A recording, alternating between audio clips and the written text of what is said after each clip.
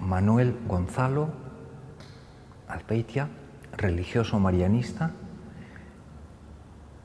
25 de marzo 1946, y la muerte, la fecha que fuera. Bueno, veo que los huesos de mi muñeca generan un rango amplio de movimientos realizados por los 5 dedos y subrayan la incomparable maravilla que es mi mano. Mi pulgar ha realizado un papel único desde que adquirió su facultad de ser oponible. Esta facultad que hoy heredo es signo de una época saltando por los árboles. Después mis dedos aprendieron a manipular piedras y a construir las primeras herramientas. Hace unos 500.000 años eran capaces, como un solo equipo, de generar fuego, un elemento que solo se daba en fenómenos naturales. Cuando yo toco el piano o la guitarra, escribo a máquina o a mano, levanto algo pesado o toco un material liso, mis manos actúan con una gran versatilidad.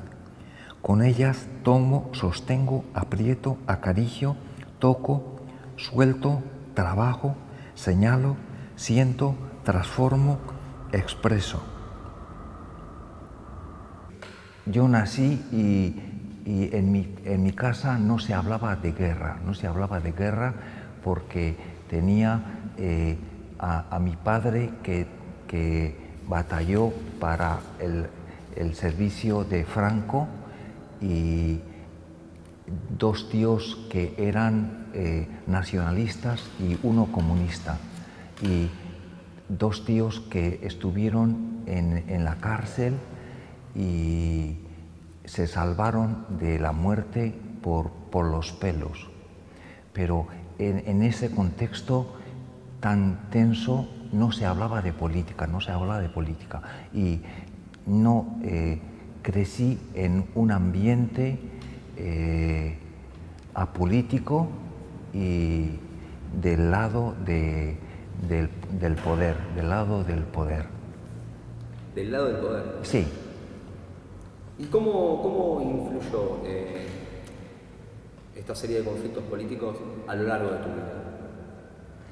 Sí, influyó mucho porque me di cuenta que no tenía una conciencia política, y me tocó años más tarde, dentro de los marianistas, ir leyendo sobre la guerra de España, y leí sobre la figura de Franco. Aparecían rasgos que lo definían como un dictador, y me chocó porque aplaudía a Franco en mi juventud, y después llegué a tener más conciencia, y mi rechazo de Franco creció con los años. Habíamos formado un pequeño grupo, un equipo que se llamaba Equipo de Formación Social, con el cual intentábamos, a base de cursillos, libros, conferencias, ofrecer una alternativa a la doctrina política del franquismo. Manuel estaba muy cerca de nosotros. Sí, yo decidí ir a Sudamérica porque hacia los 24 años estaba en crisis, porque veía que los marianistas estaban dedicados a colegios que pudiera la gente pagar, y yo tenía la idea de que me atraía más una vida religiosa inserta en medios populares, y me largué la crisis y la crisis se planteó la situación de que me iba a salir porque quería estar en un barrio pobre. Y entonces enviaron a Manuel, que era un tanto, no digo díscolo, pero un tanto inquieto, pongamos la mejor palabra, inquieto. ¿A qué te remite la palabra díscolo? Díscolo, a persona que no está de acuerdo y que se opone al pensamiento normal.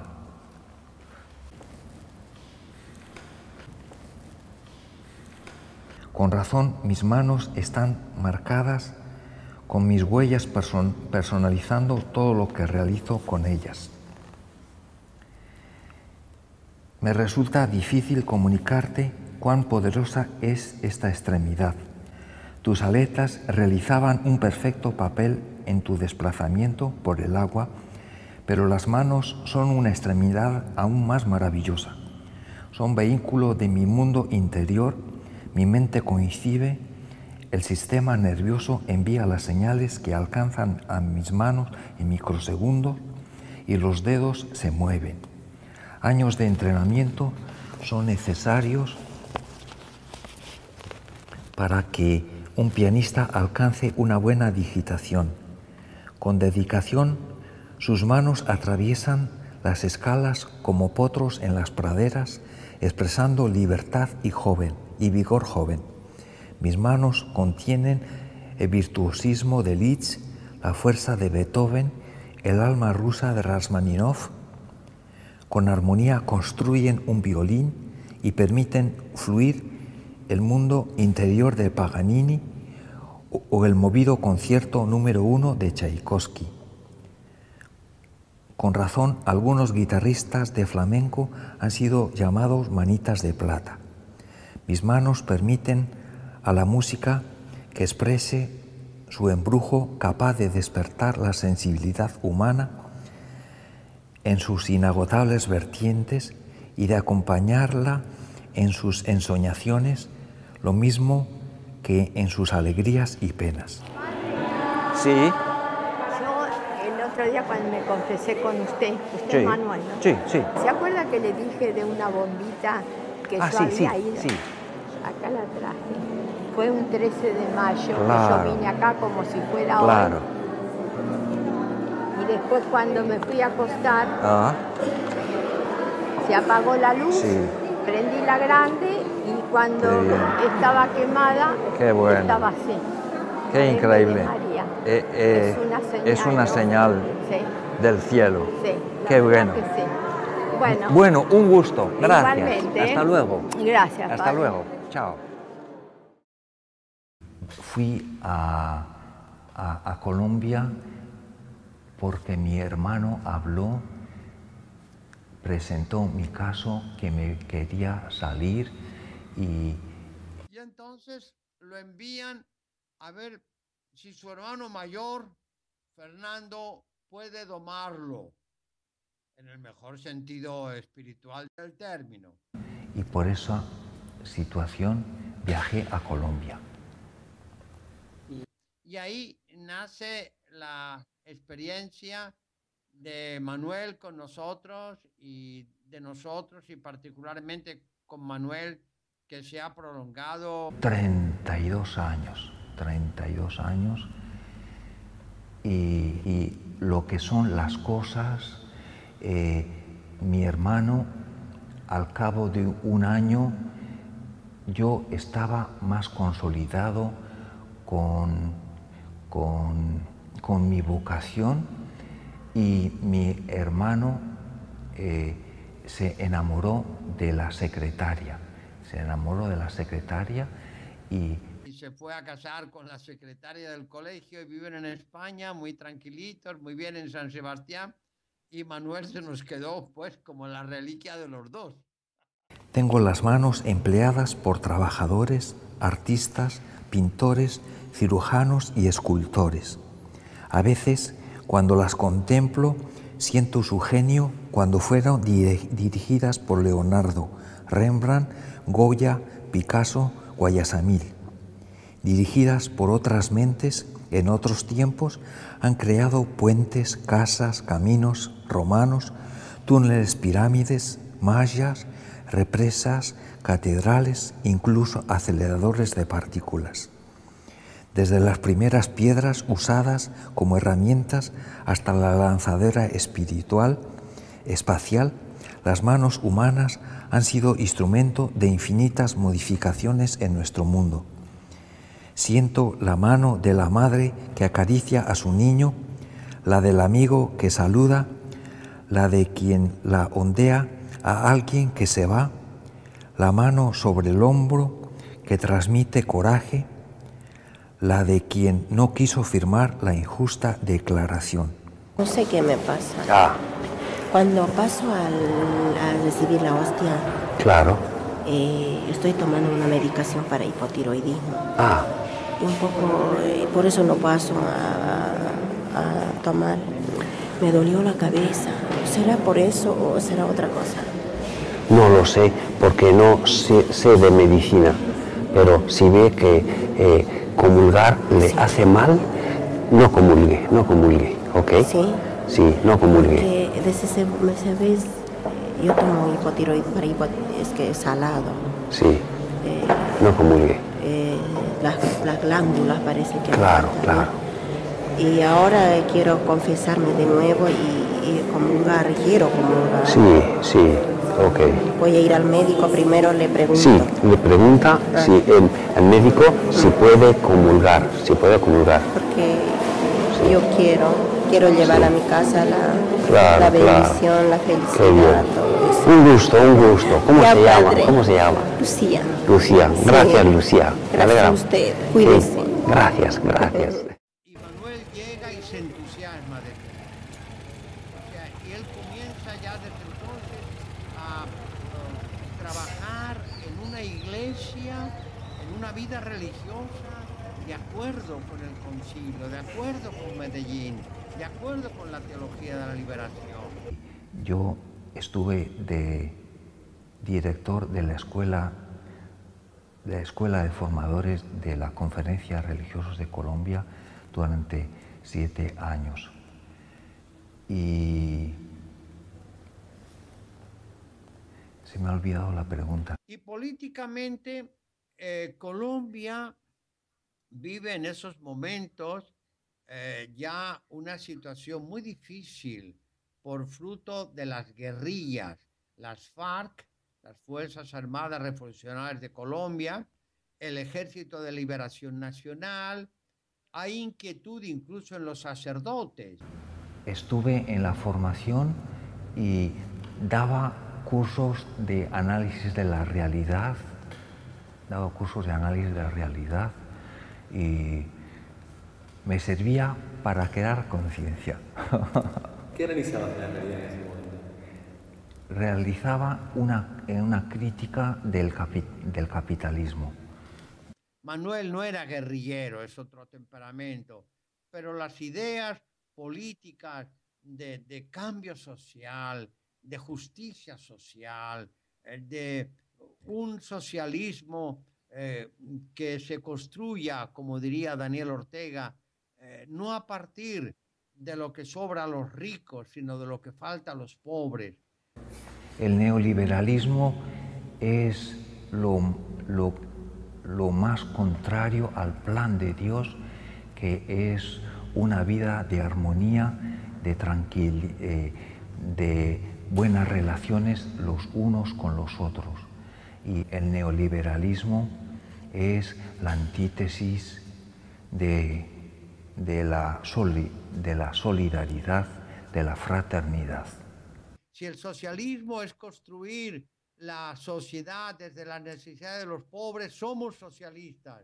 Si es negar las libertades esenciales del ser humano, incluso religiosas, rechazamos el socialismo. No dejar el sueño socialista, porque esto anida en mí a pesar de que cayeron los socialismos reales y sí mantengo la opción preferencial por los pobres, que me parece una opción básica para todo creyente que se considere tal. Es decir, el mundo es injusto y el mundo nos toca por lo menos por los medios que podamos, pero luchar para cambiar la situación.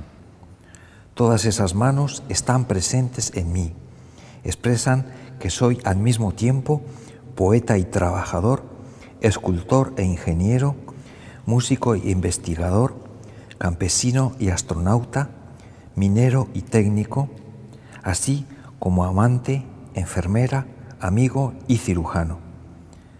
Mis manos es reciente. Todavía está estrenando su capacidad de acoger, de acariciar, de ayudar, de ser solidaria. Mis manos son la primera mano que fue pintada en una cueva primitiva, una imagen creada en admiración a esta gran herramienta, y también la mano que pintó la mano pintada. Mis manos crearon vasos chinos, jarras griegas, vasijas indígenas, estatuas en la isla de Pascua. Ellas diseñaron el primer aeroplano de los hermanos Wright y el más reciente microprocesador. Como ves, imágenes sin fin fluyen de mis manos cada vez que las contemplo. Punto rojo, punto rojo, punto rojo. Cuando decís 3 veces, tenés que aplaudir y tenés que sentir lo que vos lo que tenés en tu corazón. Lo tenés que sentir y sentir y sentir. Tenés que seguir sintiendo hasta que vos sepas lo que tenés en tu corazón.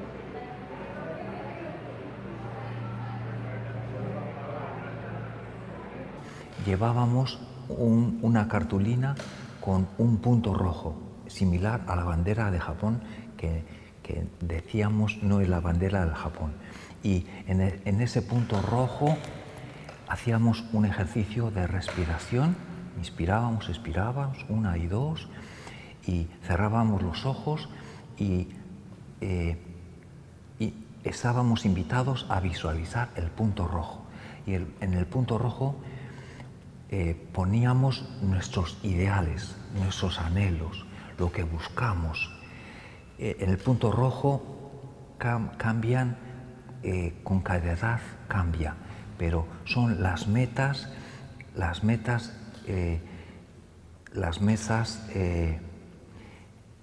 que vamos construyendo en nuestra vida y lo que da calor y color a nuestra vida. Él es creativo en todos los órdenes, no simplemente en su acercamiento y en su vida con la naturaleza, es creativo en el orden espiritual, a la búsqueda de significados profundos, de la fe.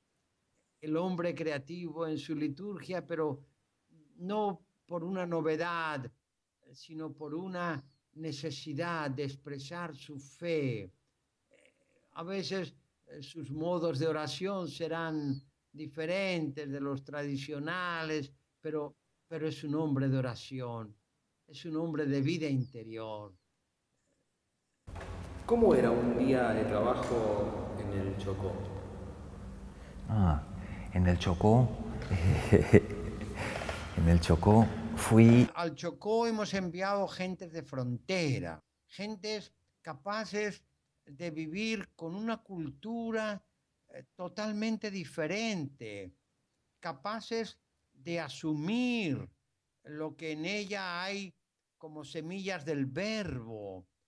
Me dedicaba a concientizar a las comunidades negras de que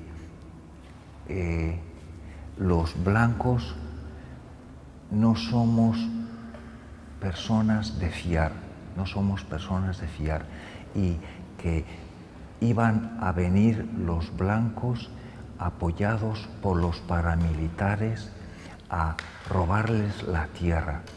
Y ha pasado en distintas zonas del Chocó que llegaban los paramilitares y mataban a las personas,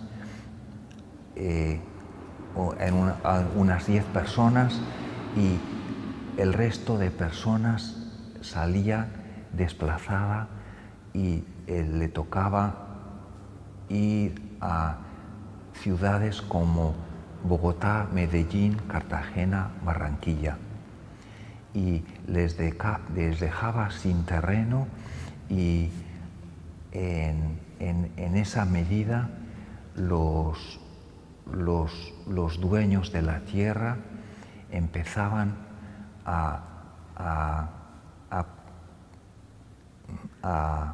sembrar sus productos, Qué increíble, no les pagaba la tierra, sino que se la robaban,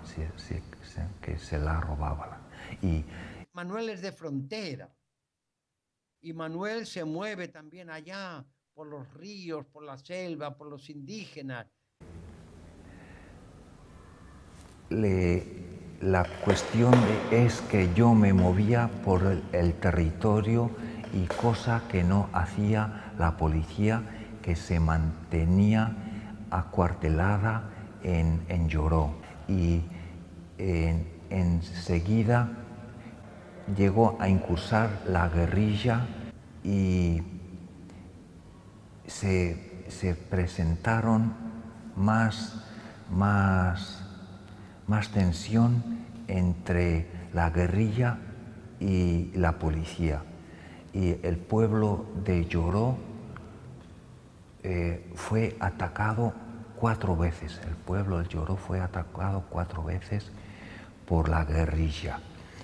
Recuerdo que la primera noche estaba lloviendo, y lloviendo un palo de agua, y cayó un rayo, y yo me dije, ese rayo habrá tumbado la cruz de la iglesia. Y al momento escuché ratatata, una ráfaga de metralladora, que eran la guerrilla que se había tomado el pueblo. Y me escondí debajo de la cama, no había luz, una situación muy tensa. Yo que habíamos hablado de que en la medida que entraban los guerrilleros no tendría miedo, reconocí que sí tenía miedo, y estaba temblando, y los guerrilleros se ampararon al borde de la iglesia, y desde la iglesia disparaban al puesto de policía que estaba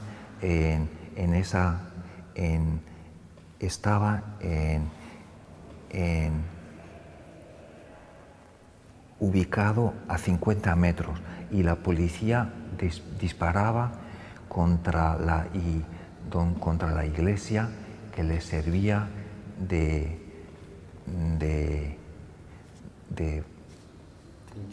trinchera. Y yo estaba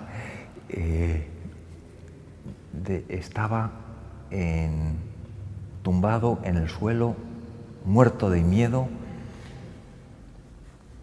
pero recuerdo que esa fue la primera entrada de los guerrilleros. ¿Y por qué se va Manuel de Chocó? ¿Qué es lo que lleva a que Manuel salga? No te podría decir, un poco de pronto ahí no hemos tenido mucho tiempo la gente porque aquello desgasta mucho. Desgasta mucho. Es una vida muy dura de todo punto de vista, desde la comida hasta la cultura, pasando por los desplazamientos. Hemos tenido algunos incluso que han sido amenazados por los paramilitares más que por la guerrilla y los hemos tenido que sacar. No, yo no recuerdo ahora sinceramente los detalles, pero vamos, no hubo ninguna cosa que lo tuviéramos que sacar, sino que probablemente lo sacábamos. Yo he estado allí bastantes veces y es muy agotador el Chocó, es muy agotador, comenzando por el clima. El Chocó es una zona palúdica y me dio 3 veces paludismo cerebral. El paludismo cerebral ataca al vívax y en la medida que deja uno tomar las pastillas, produce la muerte. Pasé la noche temblando con 40 o 41 grados de temperatura, y cuando amaneció a las 6 de la mañana me fui al puesto de salud y me dijeron que tenía el paludismo falcíparo, y me fui a casa de los claretianos para reponerme y estaba una semana reponiéndome lejos de del pueblito de Lloró, que está a 2 horas de camino. Y ahí no llegó entonces a recibir ningún tipo de amenaza directa hacia su persona. No. Y cuando volví al Lloró, me dijeron, ojo, que ha venido una persona que es conocida por su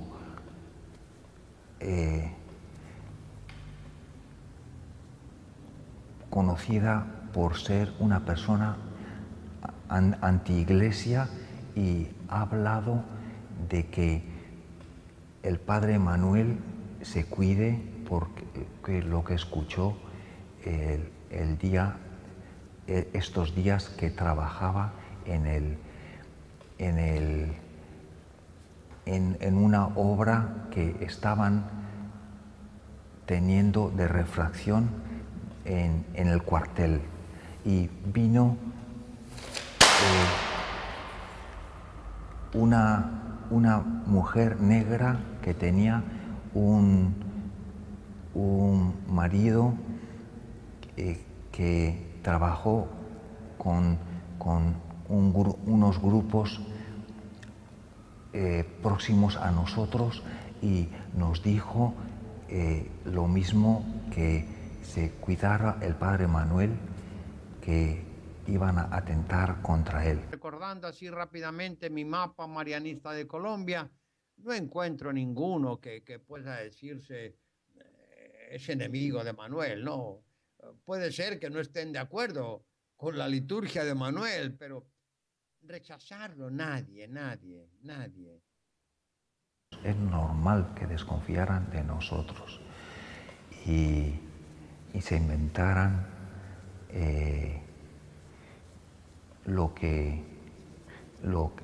los chismes que se inventaron.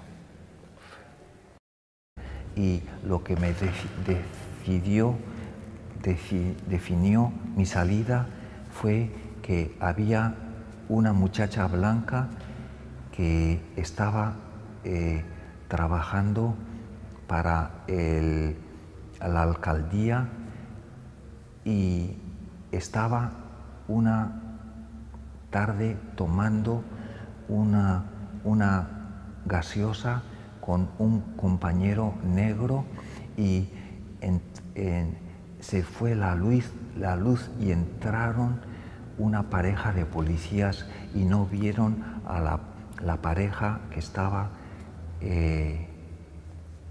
negra y blanca, la otra persona, y se dedicaron a hablar diciendo el padre Manuel es guerrillero, el padre Manuel lo hemos visto vestido de guerrillero, pero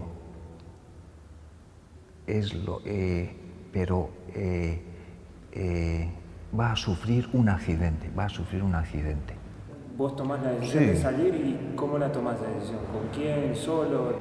La tomé solo.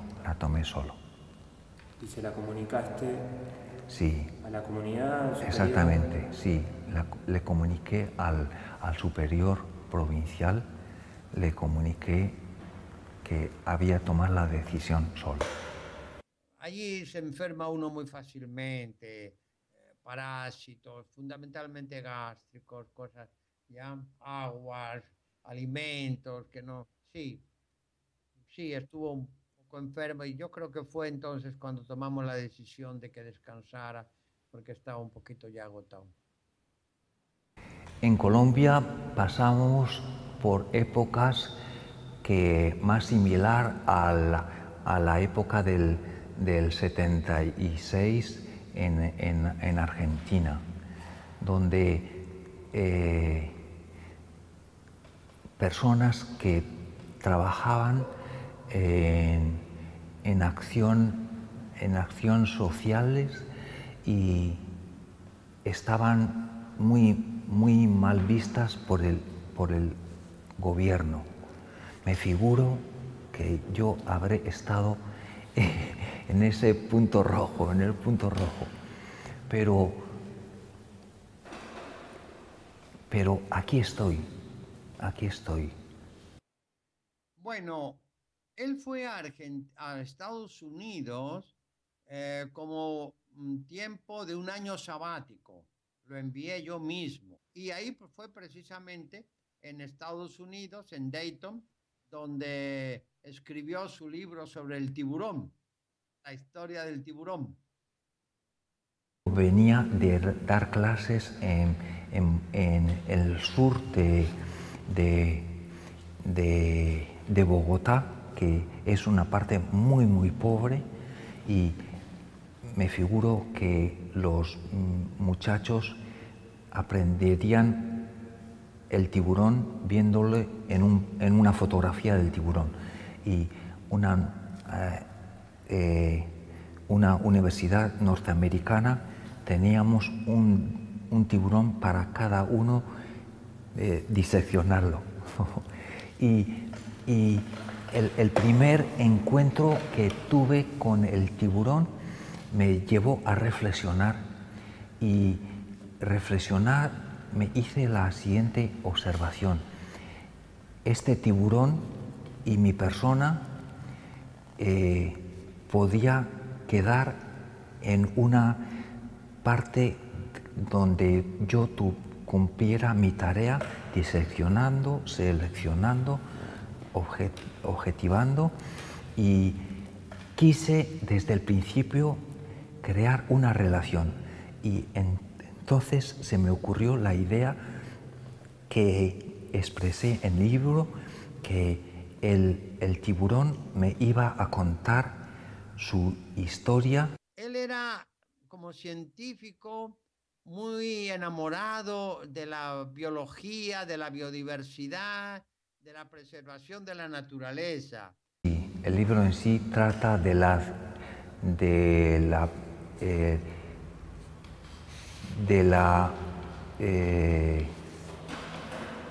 las tres revoluciones que ha tenido el mundo desde el Big Bang.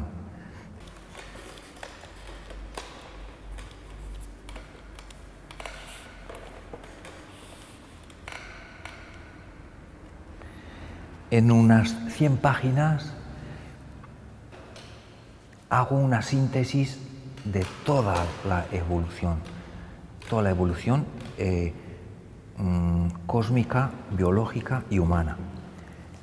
A la vuelta del año sabático, Manuel no tenía una ocupación ya determinada en Colombia. Dijimos, bueno, pues este es el hombre que está libre para ir para allá y sabemos que no tendrá ningún inconveniente en ir, ni tendrán inconveniente en recibirlo. Entonces, por eso se vino ya para Argentina.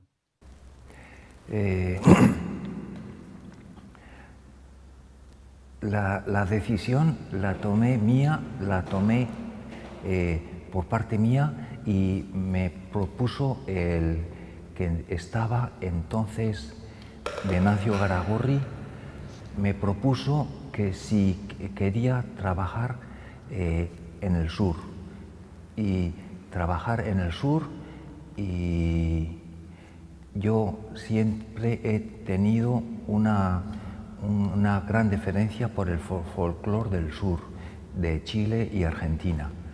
Y me dijo que si me importaría trabajar en el sur, y le dije que dispuesto a que me mandara a la orden. En lo poco que personalmente hemos conversado, estuve hace 2 años con él en Buenos Aires, ¿ya? Y anteriormente. Yo creo nuestras conversaciones ya no son de polémicas políticas ni religiosas. Estamos un poquito al otro lado ya de la frontera. Él por deterioro físico y yo por edad.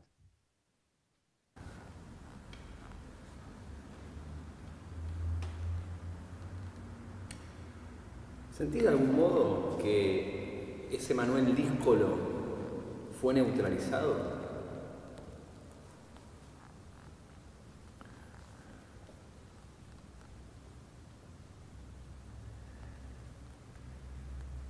Sí, pero sí, en la medida que me ha tocado adecuarme a la situación real. Me ha tocado adecuarme a la situación real. ¿Y cuál es la situación acá? La situación acá es una compañía de María dedicada a la educación, y le veo sentido a la educación más que como le veía en mis tiempos de Colombia. Y me ha alegrado el trabajar en este barrio de Fátima, porque a eso se suma que la opción por la educación va añadida la opción por la gente pobre, que es la opción que sigue presente en mi vida. Lo único que sí te puedo decir es que después de su accidente, Manuel vive su vida con una alegría, con una paz. Se ha vuelto, si tú quieres, mucho más espiritual. Como que todo cuanto un tiempo fueron ilusiones juveniles, esfuerzos, búsquedas, colocarse en la frontera, etcétera, todo eso tiene ahora una dimensión espiritual muy profunda, muy elegante. ¿Cómo te posicionaste frente a Dios cuando tuviste la ACV? Sí, me posicioné bien. Procuré no perder la calma, y eso es una cosa que agradezco. El 6 de diciembre del 2009 tuve el ACV, y hoy, el 6 de diciembre del año 13, cumplí 4 años desde ACV. Y recuerdo que me podía haber quedado peor, por lo que comprobé en la clínica de Hurlingham. Estuve 3 meses en silla de ruedas y sin poder hablar. Y poco a poco me he estado hablando mejor y camino. Pero en tu pregunta, no lo veo como problema, porque pienso que en la vida tenemos problemas H o por B y nuestra tarea es salir a flote de los problemas, Pero me he tomado las cosas con optimismo y agradezco lo que me ha pasado en la vida. Agradezco lo que me ha pasado en la vida y no supuso para mí una rebeldía contra Dios. No.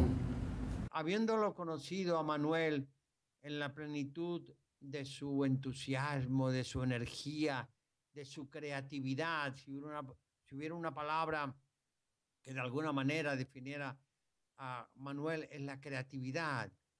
Y cuando lo veo ahora reducido a una cierta impotencia física de comunicarse, ha habido ahí una transformación no simplemente fisiológica, sino psicológica y espiritual. Lo veo con una madurez que le lleva a asumir su pobreza con ternura, con paz. Eso me emociona. Pues me veo como una persona limitada por el ACV que me dio. Y espero que mi capacidad de vocalización vaya ganando y que cada día me exprese mejor. Y mi ilusión sería, tengo una serie de temas montados en diapositivas y me gustaría dedicarme los años que me quedan a explicar las diapositivas. Las diapositivas son sobre la evolución, el Big Bang, etcétera, etcétera. He sufrido con él porque un hombre que tenía tanta ilusión, tanta creatividad, de pronto se ve sumergido en la impotencia y sin embargo no pierde su sonrisa.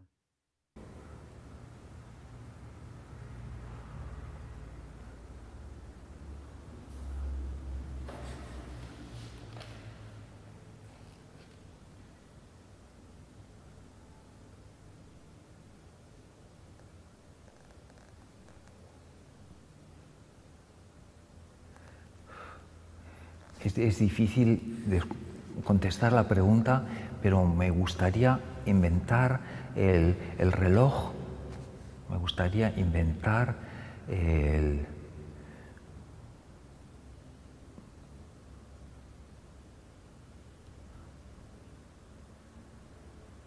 ¿Quién es Manuel?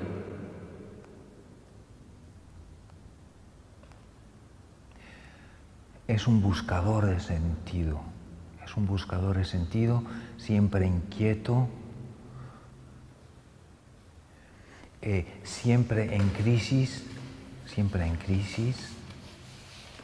porque sé que Dios existe, pero dudo el 10% de que exista, dudo el 10% de que exista, pero mi búsqueda de Él reconfirma la búsqueda siguiente. Estoy viviendo en espirales. Me gustaría inventar la ropa, me gustaría inventar... ya viví, cuando vivía en el barrio, hacia 1995, tuve un accidente de una buseta que íbamos 14 personas y iba por la vía doble y iba delante un caballo y se asustó el caballo y se lanzó el señor para la izquierda, se pasó al carril izquierdo, y en el carril izquierdo venía un bus y nos chocamos, y aparecimos a los 15 metros y yo perdí el conocimiento y se murieron 2 personas y tomé la resolución de hacerme una placa y me hice a la placa y ponía la placa Manuel Gonzalo Azpeitia, religioso marianista, 25 de marzo 1946, y la muerte, la fecha que fuera, y ponía la palabra gracias, gracias. Me gustaría que en mi placa pusiera la palabra gracias. Y me gustaría, si Dios me da la posibilidad de mis últimos momentos, decir gracias. ¿Gracias por qué? Gracias a la vida que me ha dado tanto. Gracias a la vida que me ha dado tanto. Increíble. Uf.